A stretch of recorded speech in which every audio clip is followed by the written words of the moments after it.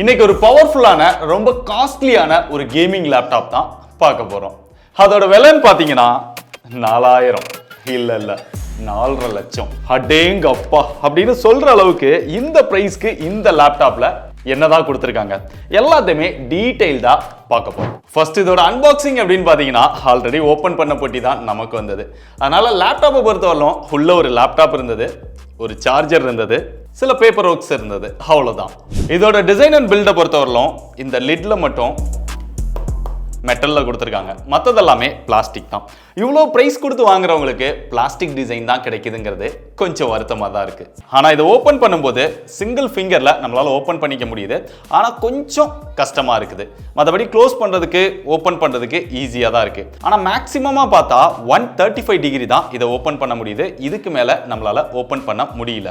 At least இவங்க இந்த பிரைஸுக்கு 180 degree கொடுத்துருந்தாங்கன்னா இன்னும் நல்லா இருந்திருக்கும். மற்றபடி இந்த லேப்டாப்பை பார்த்தோம் அப்படின்னா கையில் எடுக்கும் போதே ஒரு பல்கான ஃபீல் இருக்கு.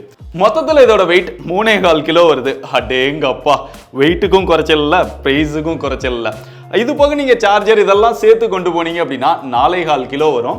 ஸோ இவ்வளோ வெயிட்டை நீங்க தூக்கிட்டே அலையணுமாங்கிறதையும் முடிவு பண்ணிக்கோங்க. இவங்களோட டிசைன்லயே உருப்படியா பண்ண ஒரு விஷயம் என்னன்னா, இதை நீங்க கலட்டுறதுக்கு எந்த ஒரு ஸ்க்ரூ டிரைவரோ டூல்ஸோ எதுவுமே தேவையில்லை.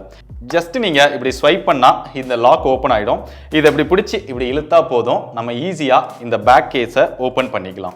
ஸோ ஓப்பன் பண்ணிட்டீங்க அப்படின்னா இதுதான் பேட்டரி. நீங்கள் ரேம் இந்த மாதிரியான விஷயங்கள்லாம் நீங்கள் சேஞ்ச் பண்ணணும் அப்படின்னா ஈஸியாக சேஞ்ச் பண்ணிக்க முடியும். உங்களுக்கு எக்ஸ்ட்ராவாக எந்த ஒரு டூலுமே தேவையில்லை. ஸோ ASUS இந்த மாதிரி டிசைன் பண்ணது ஒரு ரொம்பவே நல்ல விஷயம் அப்படின்னு நான் நினைக்கிறேன். இது ROG சீரிஸ் அப்படிங்கிறதுனால இங்கே லைட்டுக்குமே பஞ்சம் கிடையாது. இந்த லோகோலமே லைட் கொடுத்துருக்காங்க. அது போக பின்னாடி இந்த டிசைன்லமே நம்ம LEDs வந்து வச்சுக்க முடியுது.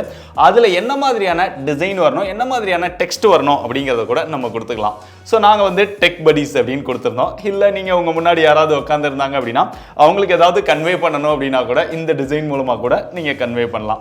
இது போக இங்க சுத்தி பாத்தீங்க அப்படின்னா 360 டிகிரில அந்த ROG லைட் கொடுத்துருக்காங்க. அந்த லைட்டுமே நம்மளால கஸ்டமைஸ் பண்ணிக்க முடியுது, அதுவும் நல்லா இருக்குது. முன்னாடி வந்தோம் அப்படின்னா இந்த கீபோர்டுக்குள்ள இதுக்குமே RGB லைட் கொடுத்துருக்காங்க. இந்த லைட் எவ்வளவு பிரைட்னஸ் வேணும், என்ன கலர்ல வேணும், என்ன ஸ்டைல்ல வேணும், ஆல்ரெடி எல்லா ASUS லேப்டாப்ல இருக்கிற மாதிரி அவங்களோட RO சாஃப்ட்வேரை யூஸ் பண்ணி நம்ம கஸ்டமைஸ் பண்ணிக்க முடியுது. கீபோர்டை பொறுத்தவரைக்கும் டைப் பண்றதுக்கு நல்லா இருக்கு, நல்ல ஸ்பேசியஸா கொடுத்திருக்காங்க. டெடிகேட்டட் நம்பர் பேடும் கொடுத்திருக்காங்க. ஆனா இங்க ஒரு சின்ன பிரச்சனை இருக்குது. நீங்க அதிகமா நம்பர் பேடை யூஸ் பண்ணுவீங்க அப்படின்னா பொதுவா இந்த 0 பாத்தீங்க அப்படின்னா பெருசா இருக்கும், இந்த ஆரோ கீ இந்த சைடு இருக்கும். ஆனா இந்த ஆரோ கீயை கொண்டு போய் உள்ள வச்சுட்டாங்க. அதனால நீங்க பெரும்பாலான டைம் 0 பிரஸ் பண்றீங்க அப்படின்னு நினைச்சு ஆரோவை பிரஸ் பண்றதுக்கும் வாய்ப்பு இருக்கு. இவங்க இதை இன்னும் கொஞ்சம் பெட்டரா டிசைன் பண்ணி இருந்திருக்கலாம். அதே மாதிரி கொஞ்சம் ஹைட்டான இடத்தெல்லாம் நீங்க வச்சு டைப் பண்றீங்க அப்படின்னா இந்த எட்ஜ் பார்த்தா ரொம்பவே ஷார்ப்பா கொடுத்திருக்காங்க. அதனால அது கையில கொஞ்சம் டேமேஜ் பண்ற மாதிரி நமக்கு வலிக்குது. இந்த டிசைனுமே அவங்க இம்ப்ரூவ் பண்ணிருக்கலாம். மற்றபடி நல்ல ஒரு பெரிய ட்ராக் பேட் கொடுத்துருக்காங்க, அது யூஸ் பண்றதுக்கு நல்லா இருக்குது, எக்ஸ்பீரியன்ஸ் பெட்டரா இருக்குது. அது மட்டும் இல்லாம இந்த லேப்டாப்பை ஃபுல்லாவே பாத்தீங்க அப்படின்னா பெரும்பாலும் இங்க நம்ம டைப் பண்ணும்போது இங்க கை வைக்கிறோம் அப்படின்னா அந்த ஃபிங்கர் பிரிண்ட் வந்து ரொம்பவே கேப்சர் ஆகுது. பின்னாடி இப்படி மேல கை வைக்கிறோம் அப்படின்னாலுமே இங்கேயுமே ஃபிங்கர் பிரிண்ட் வந்து ரொம்பவே கேப்சர் ஆகுது. அதனால லேப்டாப்பை நீங்க ஓபன் பண்ணி ஜஸ்ட் யூஸ் பண்ணிட்டீங்க அப்படின்னாலே அங்கங்க அந்த ஆயில் பட்ட மாதிரி அது ரொம்பவே அசிங்கமா தெரியுது. இவ்வளவு காசு போட்டு வாங்குற ஒரு லேப்டாப்ல ஃபிங்கர் பிரிண்ட் கேப்சர் ஆகாத அளவுக்கு கூட அவங்களால டிசைன் பண்ண முடியல. என்னதான் அவங்க யோசிச்சு டிசைன் பண்ணாங்கன்னு தெரியல. இதுல போர்ட்ஸ் அப்படின்னு பார்த்தா லெஃப்ட் சைடுல ஃபர்ஸ்ட் வந்து சார்ஜிங் போர்ட் கொடுத்திருக்காங்க. அது பக்கத்துல ஈத்தர்நெட் போர்ட் கொடுத்திருக்காங்க. அதுக்கப்புறம் ஒரு HDMI போர்ட் இருக்குது, ஒரு USB போர்ட் இருக்குது, 2 தண்டர்போல்ட் டைப் C போர்ட் வந்து கொடுத்துருக்காங்க. இதை நம்ம சார்ஜிங்க்கும் யூஸ் பண்ணிக்க முடியும், டிஸ்பிளேக்கும் யூஸ் பண்ணிக்க முடியும், HDMI-லையும் நம்ம டிஸ்பிளே யூஸ் பண்ணிக்க முடியும். 3.5mm ஜாக்கான போர்ட் கொடுத்துருக்காங்க. பெரும்பாலான போர்ட்ஸை வந்து லெஃப்ட் சைடே கொடுத்துட்டாங்க. ரைட் சைடில் கொடுத்துருந்தா இன்னும் நல்லா இருந்திருக்கும். ரைட் சைடில் பார்த்தோம் அப்படின்னா 2 USB போர்ட் மட்டும் தான் கொடுத்துருக்காங்க. இதில் கார்ட் ஸ்லாட் வந்து கொடுக்கவே இல்லை. இவ்வளோ காஸ்ட்லியாக லான்ச் பண்ணதில் கார்ட் ஸ்லாட்டும் கொடுத்துருந்தாங்க அப்படின்னா அதிகமாக எடிட்டிங் யூஸ் பண்ணுறவங்களுக்கு இது ரொம்பவே யூஸ்ஃபுல்லாக இருந்திருக்கும். அப்படியே டாப்ல வந்தால் 1080p ஒரு கேமரா வந்து கொடுத்துருக்காங்க. நீங்கள் வீடியோ கான்ஃபரன்சிங் மற்ற விஷயங்களுக்குலாம் யூஸ் பண்ணிக்க முடியும். அதோட குவாலிட்டி ஓரளவு டீசென்ட்டா தான் இருக்கு. அது போக இந்த லேப்டாப்ல அவங்க பிரைவசி ஷட்டரும் கொடுத்திருந்திருக்கணும். ஏன்னா அவங்களுடைய பட்ஜெட் லேப்டாப்லாம் ஒரு சில மாடல்ஸ்ல வந்து கொடுக்குறாங்க, ஆனா இதுல என்னவோ கொடுக்காம விட்டாங்க. அப்படியே கீழே வந்தா இங்க ஹைலைட்டே இதோட டிஸ்பிளே தான். இங்க 18 இன்ச்ல மினி LED டிஸ்பிளே கொடுத்திருக்காங்க. 240 Hz ரெஃப்ரெஷ் ரேட்ல கொடுத்திருக்காங்க. நார்மலா நம்ம பேட்டரி பேக்கப்ல யூஸ் பண்ணும்போது டிஃபால்ட்டா 60 Hz இருக்குது. நம்ம சார்ஜர்ல போட்டு யூஸ் பண்ணும்போது மேக்ஸிமமா 240 Hz வரைக்கும் யூஸ் பண்ணிக்க முடியுது. ஈவன் நீங்க பேட்டரியில கூட ஹையஸ்ட் பெர்ஃபார்மன்ஸ்ல வந்து யூஸ் பண்ணிக்க முடியும். உங்களுக்கு தேவைப்பட்டா அதை நீங்க கஸ்டமைஸ் பண்ணிக்க முடியுது. டிஸ்பிளேயோட பெர்ஃபார்மன்ஸை பொறுத்தவரை நல்ல டீடைல்டா கிளியரா நம்மளால பார்த்துக்க முடியுது. அந்த கான்ட்ராஸ்ட், சேச்சுரேஷன், டீடைல் இதெல்லாமே நல்லா இருக்குது. ஈவன் பிரைட்னஸ் கூட நல்ல ஒரு பிரைட்டரான டிஸ்ப்ளேவா கொடுத்திருக்காங்க. பீக் பிரைட்னஸா 1200 நிட்ஸ் கொடுத்திருக்காங்க. ஆனா இந்த லேப்டாப்ல பார்த்தோம் அப்படின்னா அந்த பெசல்ஸ் வந்து கொஞ்சம் அதிகமா இருக்கிற மாதிரி தான் ஒரு ஃபீல் பண்றேன். அது இன்னும் கொஞ்சம் அவங்க கம்மியாவே கொடுத்திருந்திருக்கலாம். வீடியோஸ் இதெல்லாம் பார்க்கும்போது அந்த சவுண்ட் எக்ஸ்பீரியன்ஸ்க்காக இதுல மொத்தம் 4 ஸ்பீக்கர் வந்து கொடுத்திருக்காங்க. டிஸ்ப்ளேக்கு பாட்டம்லே ஸ்பீக்கர் வந்து கொடுத்திருக்காங்க. சவுண்ட் எல்லாமே நல்லா கிளியரா இருக்கு, லவுடா இருக்குது. 50% வால்யூம்க்கு மேல வைக்கும்போது அந்த பேஸ் எல்லாமே நல்லா இருக்குது. 50 கீழ வச்சோம் அப்படின்னா ஒரு லவ் டீசென்ட்டான பேஸ் இருக்குது. ஈவன் நம்ம ஃபேன் ஓடும்போது கூட அந்த சவுண்ட் எல்லாம் கிளியரா கேட்டுக்க முடியுது. அதோட எக்ஸ்பீரியன்ஸ் நல்லா இருக்கு. இந்த லேப்டாப்போட ஹைலைட்டே பெர்ஃபார்மன்ஸ் தான். ஏன்னா கேமர்ஸை டார்கெட் பண்ணி தான் மெயினா லான்ச் பண்ணியிருக்காங்க. இன்டெலோட ஹையஸ்ட் பெர்ஃபார்மன்ஸ் ப்ராசஸர் கொடுத்திருக்காங்க. NVIDIAவோட ஹையஸ்ட் கிராஃபிக்ஸ் கார்டும் கொடுத்திருக்காங்க. இங்க பெர்ஃபார்மன்ஸ்க்காக இன்டெலோட Ultra 9275HX அப்படிங்கிற ஒரு ப்ராசஸர் கொடுத்திருக்காங்க. 24 கோர்ஸ் 24 த்ரெட்டோட இருக்கக்கூடியது. NVIDIAவோட கிராஃபிக்ஸ் அப்படின்னு பார்த்தா அவங்களோட லேட்டஸ்டான 5090 அப்படிங்கிறது கொடுத்திருக்காங்க. 24 GB VRAM வரும். ஆனா 5080க்கும் 5090க்கும் பெரிய அளவுல டிஃபரன்ஸ் இருக்காது கேமிங் பெர்ஃபார்மன்ஸ்ல.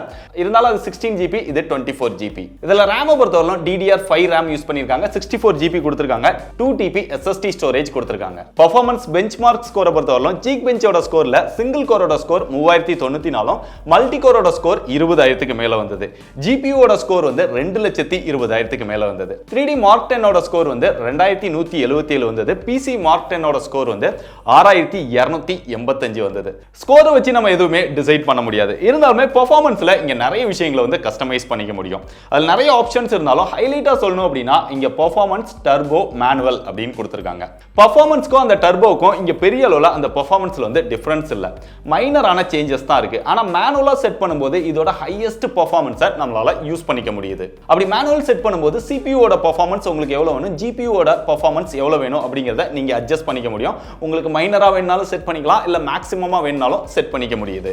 கேமிங்கை பொறுத்தவரை சில ஹையர் எண்ட் கேம்ஸ் எல்லாம் நம்ம ப்ளே பண்ணி டெஸ்ட் பண்ணி பார்த்தோம். அவங்க ஷார்ட் டைமா தான் நமக்கு லேப்டாப் கொடுத்தாங்க அப்படிங்கிறதுனால சோ நம்ம செக் பண்ண வரைக்கும் பெர்ஃபார்மன்ஸ் எல்லாமே நல்லா தான் இருந்தது. எந்த இடத்துலயுமே லாகோ ஃப்ரேம் டிராப்போ இல்லாம நல்ல ஸ்மூத்தா நம்மளால கேம் ப்ளே பண்ண முடியுது. நீங்க ஒரு ஹெவியான கேமர்ஸா இருந்தாலுமே உங்களுக்கு ஒரு பெஸ்டான கேமிங் எக்ஸ்பீரியன்ஸ் இதுல கிடைக்கும். இதை தாண்டி போட்டோஷாப் இதெல்லாம் யூஸ் பண்றதுக்கு நல்லா ஸ்மூத்தா தான் இருந்தது. இருந்தாலுமே அந்த கலர் கரெக்ஷன் வந்து அந்த அளவுக்கு பெட்டரா இதுல கிடைக்கல. பிரீமியர் ப்ரோ பொறுத்தவரை சில ப்ராஜெக்ட்ஸ் எல்லாம் நம்ம ரெண்டர் பண்ணி பார்த்தோம். அதுவுமே நல்லா ஃபாஸ்டா தான் ரெண்டர் ஆச்சு.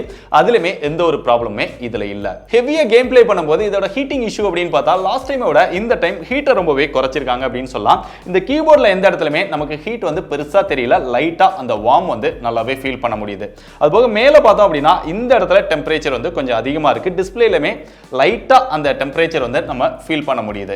மற்றபடி லேப்டாப்பை வந்து ஓரளவு கூலாவே வச்சுக்கிடுது. அந்த விதத்துல நல்லாவே இதை ஆப்டிமைஸ் பண்ணியிருக்காங்க. இங்க ஏர் வென்ட்டுமே பாத்தீங்க அப்படின்னா பேக் சைட்ல ஃபுல்லா கொடுத்துட்டாங்க. ஒரு சில லேப்டாப்ல வந்து சைட்ல கொடுத்துருப்பாங்க, அது நம்மள ரொம்பவே அஃபெக்ட் பண்ணும். பட் இங்க பேக்ல கொடுத்தது நல்ல விஷயம் தான். அந்த ஃபேன் ரன் ஆகும்போது அந்த நாய்ஸுமே பாத்தீங்க அப்படின்னா நல்ல ஃபுல் ஸ்பீட்ல ரன் ஆகும்போது அந்த நாய்ஸ் கேக்குது. இருந்தாலுமே பெரிய அளவுல நாய்ஸ் இல்லை அப்படின்னு சொல்லலாம். ஓகே, ஓரளவு அக்செப்டபிள் ரேஞ்சில் தான் இருக்குது. OS பொறுத்தவரை வழக்கம் போல Windows 11 கொடுத்துருக்காங்க. MS ஆஃபீஸும் இங்க சேர்த்தே வந்துருது. பயாஸ் செட்டிங்ஸ்லுமே இங்க நிறைய கஸ்டமைஸ் பண்ற மாதிரி ASUS கொடுத்துருக்காங்க. அது ஒரு நல்ல விஷயம் தான். வைஃபை வந்து இதுல Wi-Fi 7 கொடுத்துருக்காங்க. நல்ல ஸ்பீடாவே இருக்குது. கேமிங் லேப்டாப்பை பொறுத்தவரையிலும் பேட்டரி வந்து ரொம்பவே முக்கியம். ஏன்னா அதிகமான பெர்ஃபார்மன்ஸுக்காக இங்க பேட்டரி தேவைப்படும். அப்படி பார்க்கும்போது இதுல 90 வாட் ஹவர் பேட்டரி தான் கொடுத்துருக்காங்க. உள்ள எக்ஸ்ட்ரா ஸ்பேஸ் இருக்குது. இன்னுமே அவங்க பெட்டரா பேட்டரி பேக்கப் கொடுத்துருந்துருக்கலாம். ஆனா ஆல்ரெடி லேப்டாப்போட வெயிட் ரொம்ப அதிகமா இருக்கிறதுனால இந்த 90 வாட் ஹவரோட நிப்பாட்டாங்களோ என்னவோ. ஒரு 100 வாட் ஹவர் கொடுத்திருந்தாங்க அப்படின்னா இன்னும் நல்லா இருந்திருக்கும். பேட்டரியோட பெர்ஃபார்மன்ஸை பொறுத்தவரையிலும் இதே கான்ஃபிகரேஷன்ல இருக்கக்கூடிய மற்ற லேப்டாப்ஸ் கூட கம்பேர் பண்ணோம் அப்படின்னா இதோட பெர்ஃபார்மன்ஸ் வந்து கொஞ்சம் பெட்டராவே இருக்குது. நீங்க சார்ஜர் போடாம பேட்டரியில யூஸ் பண்ணீங்க அப்படின்னா நார்மலா 60 ஹெர்ட்ஸ்ல வந்து யூஸ் பண்ண முடியுது. சார்ஜரை மாட்டியே நம்ம யூஸ் பண்ணும்போது 240 ஹெர்ட்ஸ்ல நம்மளால யூஸ் பண்ணிக்க முடியுது. சோ அந்த டைம்ல கேமிங்கோட பெர்ஃபார்மன்ஸ் வந்து நல்லா இருக்குது. இருந்தாலுமே நீங்க கேமிங்கோட பெர்ஃபார்மன்ஸ் எப்படி இருக்கணும் அப்படிங்கறதையும் நம்ம பேட்டரி வச்சு கஸ்டமைஸ் பண்ணிக்க முடியுது. அதுல அல்டிமேட் செட் பண்ணீங்க அப்படின்னா உங்களுக்கு ஒரு எக்ஸலென்ட்டான பெர்ஃபார்மன்ஸ் கிடைக்கும். ஆனா பேட்டரி வந்து சர்ன்னு இறங்கிடுது. இது போக நம்ம பின்னாடி இருக்கக்கூடிய இந்த லைட், சுத்தி இருக்கக்கூடிய RGB லைட், அப்புறம் கீபோர்ட்ல இருக்கக்கூடிய இந்த பேக் லைட், இது எல்லாத்தையுமே நம்ம ஆன் பண்ணி யூஸ் பண்ணும்போது பேட்டரி வந்து ரொம்பவே வேகமா இறங்கிடுது. தேவையில்லாத விஷயங்கள் எல்லாம் நம்ம ஆஃப் பண்ணிட்டு நமக்கு தேவையான விஷயங்களை மட்டும் ஆன் பண்ணி யூஸ் பண்ணோம் அப்படின்னா அந்த டைம்ல பேட்டரியோட பெர்ஃபார்மன்ஸ் பெட்டராவே இருக்கு. அதே மாதிரி உங்களோட சார்ஜர் வந்து 380 வாட் கொடுத்திருக்காங்க. அதை யூஸ் பண்ணி சார்ஜ் பண்ணும்போது ரொம்பவே வேகமா சார்ஜ் ஆயிடுது. ஆனா இந்த கேபிளையுமே அவங்க இன்னும் எர்கனமேட்டிக்கா டிசைன் பண்ணியிருக்கலாம். இதுக்கு முன்னாடி மாடல் எல்லாம் பாத்தீங்க அப்படின்னா இங்க அந்த எல் ஷேப்ல கொடுத்திருப்பாங்க. சோ பெண்ட் ஆகி கொடுத்திருந்தாங்க அப்படின்னா ஜஸ்ட் நம்ம மாட்டிட்டோம் அப்படின்னா கேபிள் அப்படியே பின்னாடி போயிடும். கேபிள் தெரியாமலே நம்ம வச்சுக்க முடியும். ஆனா இதுல அந்த மாதிரி கொடுக்காம டைரக்டா தான் கொடுத்திருக்காங்க. இந்த டிசைனையுமே அவங்க சேஞ்ச் பண்ணியிருந்திருக்கலாம். மற்றபடி சார்ஜர் எல்லாமே நல்ல வேகமா தான் ஏறுது, அதுல பிரச்சனை கிடையாது. சோ ஃபைனலா இவ்ளோ பிரைஸ் கொடுத்து இந்த லேப்டாப் வாங்கலாமா வேண்டாமா அப்படின்னு கேட்டீங்கன்னா இந்த பிரைஸுக்கு ஏத்த ஒரு நல்ல டிஸ்ப்ளே கொடுத்திருக்காங்க. பெர்ஃபார்மன்ஸ் வந்து ஒரு டாப் நாட்ச் பெர்ஃபார்மன்ஸ் கொடுத்திருக்காங்க. பேட்டரியோட பெர்ஃபார்மன்ஸ் ஓரளவு டீசென்ட்டா தான் இருக்கு. மற்றபடி இதோட டிசைன் அப்படின்னு பார்த்தா இன்னுமே பெட்டரா டிசைன் பண்ணியிருந்திருக்கலாம். இது போக RGB லைட்ஸ் எல்லாம் நிறைய கொடுத்திருக்காங்க, நிறைய கஸ்டமைசேஷனோட கொடுத்திருக்காங்க. ஒரு கேமிங் லேப்டாப் பார்த்த உடனே அந்த லுக் வர மாதிரி தான் இருக்கு. இருந்தாலுமே இவங்க கொடுத்திருக்கிற இந்த ஸ்பெக்ஸ் இதெல்லாம் வச்சு இவங்களோட காம்படிட்டர்ஸான மற்ற லேப்டாப்போட பிரைஸ் இதெல்லாம் வச்சு பார்த்தோம் அப்படின்னா இதோட பிரைஸ் வந்து ரொம்ப ஒரு ஓவர் பிரைஸ்டா தான் லான்ச் பண்ணியிருக்காங்க. ஸோ உங்களுக்கு ASUS தான் வேணும், எனக்கு இந்த கான்ஃபிகரேஷனோட இந்த மாதிரி ஒரு லேப்டாப் தான், அதுவும் 3.25 கிலோ வெயிட்டோட வேணும்னு நினைச்சீங்கன்னா தாராளமாக செக் பண்ணி பாருங்க. இல்லை வெயிட் பண்ணீங்க அப்படின்னா இன்னும் கொஞ்சம் நாள்லயே பிரைஸ் குறையறதுக்கு வாய்ப்பு இருக்கு. இல்லை மற்ற பிராண்ட்ஸ்ல செக் பண்ணி பார்த்தீங்க அப்படின்னா இன்னும் கம்மியான பிரைஸ்லயே இதே கான்ஃபிகரேஷனோட லேப்டாப்ஸ் வந்து வாங்கிக்க முடியும்.